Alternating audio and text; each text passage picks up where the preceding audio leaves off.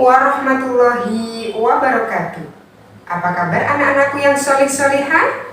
Sehat semua ya? Nah, kita bertemu kembali dalam pembelajaran pendidikan agama Islam dan budi pekerti. Sebelum kita mulai pembelajaran, yuk kita berdoa terlebih dahulu. Berdoa mulai. A'udzu billahi minasyaitonir rajim. Bismillahirrahmanirrahim. Rabbi zidni ilma warzuqni fahma. Wahai Tuhanku, karuniakan kepadaku ilmu dan kefahaman. Amin ya rabbal alamin.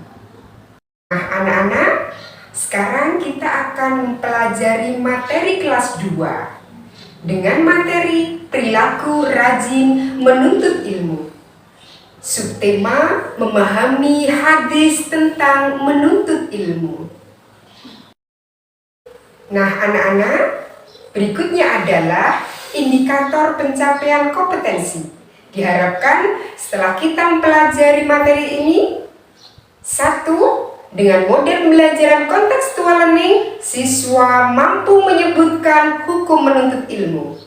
Yang kedua, dengan model pembelajaran contextual learning, siswa mampu menjelaskan sikap berani bertanya dalam menuntut ilmu. Anak-anak, nah sebelum pembelajaran inti kita mulai, yuk kita yel-yel semangat terlebih dahulu. Yel-yel semangat literasi. Kami generasi Z dan Alpha cinta literasi. Nah anak-anak, coba kalian perhatikan gambar berikut. Bagaimana? Sudah kalian perhatikan? Ada apakah gambar tersebut? Nah coba setelah memperhatikan gambar tadi, apa yang kalian lihat anak-anak? Mereka sedang menuntut ilmu. Sekarang coba siapa yang tahu ilmu itu apa? Perhatikan ya. Ilmu adalah cahaya bagi setiap manusia. Manusia yang tidak memiliki ilmu ibarat orang yang berjalan di tengah kegelapan tanpa adanya penerangan. Nih coba ya diperhatikan anak-anak ya. Ada beberapa cara menuntut ilmu. Yang pertama, bertanya. Kalian bisa bertanya kepada siapapun dengan catatan yang kalian tanyai itu adalah orang yang tahu ilmu. Sehingga apa? Dengan bertanya, ilmu kita akan bertambah. Seperti ada pepatah mengatakan, malu bertanya, sesat di jalan. Selanjutnya yang kedua, membaca. Pernah dengar istilah membaca adalah jendela dunia? Maksudnya adalah dengan membaca kita akan mengetahui segala macam pengetahuan, dan itu akan menambah ilmu kita. Yang ketiga, melihat. Dengan melihat melalui visual, televisi, internet, atau apapun yang bisa kita lihat, maka ilmu kita akan bertambah. Yang keempat, mendengar.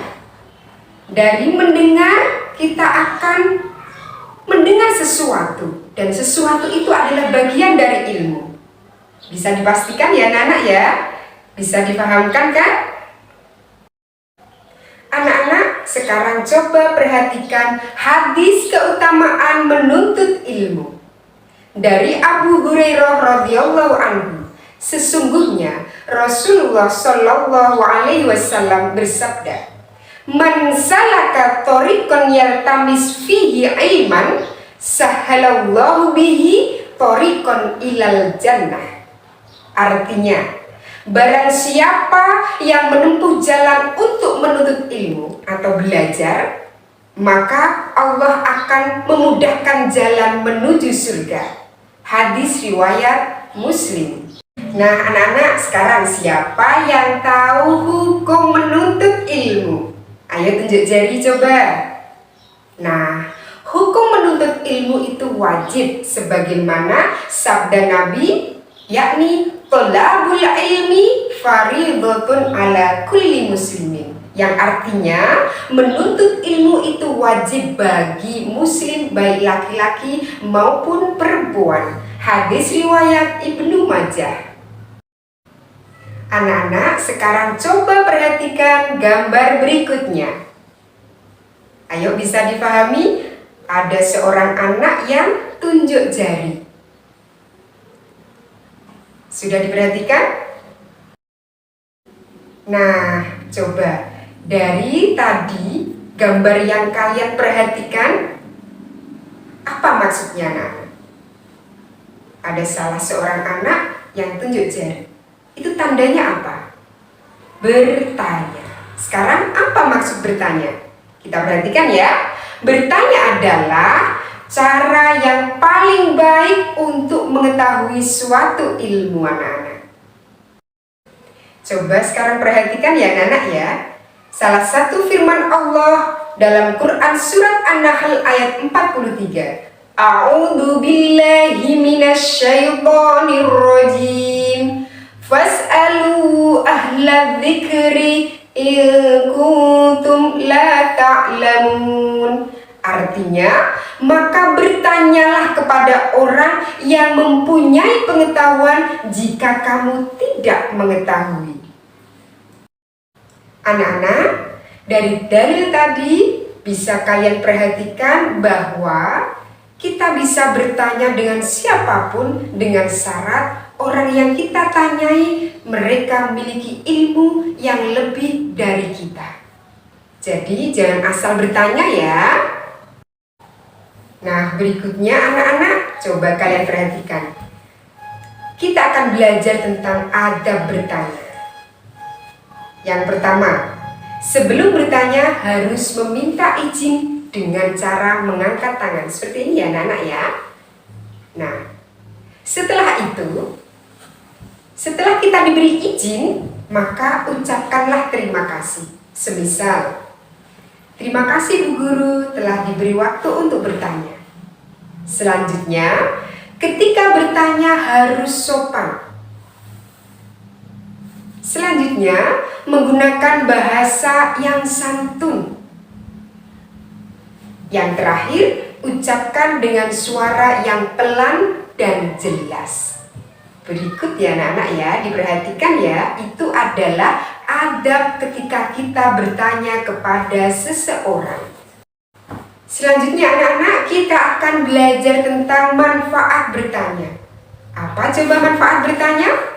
Nah, manfaatnya adalah dengan berani bertanya, ilmu dan pengetahuan kita akan bertambah.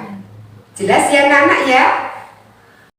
Selanjutnya kegiatan kita adalah refleksi. Yuk kita tidurkan bersama-sama ya. Sikapku. Aku mengenal hadis menuntut ilmu. Aku harus rajin menuntut ilmu. Aku berani bertanya. Anak-anak, setelah kita pelajari itu, maka kita harus memiliki sikap seperti tadi. Siap anak-anak? Pasti siap ya. Nah anak-anak, selanjutnya kita berada di akhir pembelajaran, yakni evaluasi. Yuk kita kerjakan evaluasi bersama-sama ya. Silahkan siapkan kertas dan alat tulis. Bu Guru akan bacakan beberapa soal sebagaimana berikut. Yang pertama, apa hukum menuntut ilmu? Kedua, siapa yang wajib menuntut ilmu? 3. Sebutkan dalil hukum wajib menuntut ilmu. 4. Apa manfaat bertanya? Yang terakhir, kelima, bagaimana adab kita ketika bertanya? Sudah selesai mencatat soalnya? Yuk langsung dikerjakan. Bagaimana anak-anak? Sudah selesai pengerjaan soalnya? Sekarang dikumpulkan ya. Terima kasih. Nah, demikian anak-anak pertemuan kita hari ini. Sampai jumpa di pertemuan berikutnya. Kita ucapkan bersama hamdalah. Alhamdulillahirabbil alamin. Wassalamualaikum warahmatullahi wabarakatuh.